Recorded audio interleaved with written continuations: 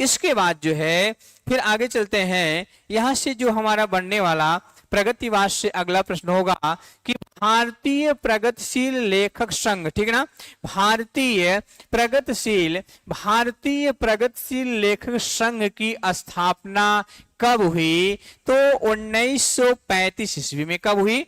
भारतीय प्रगतिशील लेखक संघ की स्थापना कब हुई? अब देखिए, अभी तक जो बात चल रही थी, अभी तक जो चर्चा हो रही थी, वह प्रगतिशील लेखक संघ की तो हो रही थी, लेकिन अंतरराष्ट्रीय प्रगतिशील लेखक संघ की बात हो रही थी, राष्ट्रीय की बात नहीं हो रही थी। लेकिन अब जो चर्चा चल रही है, अब जो बात हो रही है, वह भारतीय या कह सकते हैं कि राष्ट्रीय प्रगतिशील लेखक संघ की बात हो रही है, ठीक ना।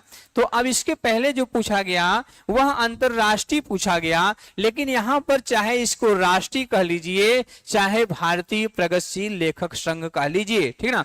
तो प्रश्न है हमारा कि भारतीय प्रगतिशील लेखक संघ की स्थापना हुई कब? 1935 में। तो भारतीय प्रगतिशील लेखक संघ की स्थापना अगर 1935 में हुई तो ये कहां पर हुई? ये हुई लंदन में। लेकिन अंतरराष्ट्रीय की कहां हुई थी? पेरिस में हुई थी। कब हुई थी? 35 में हुई थी। राष्ट्रीय की कब हुई? 35 में हुई।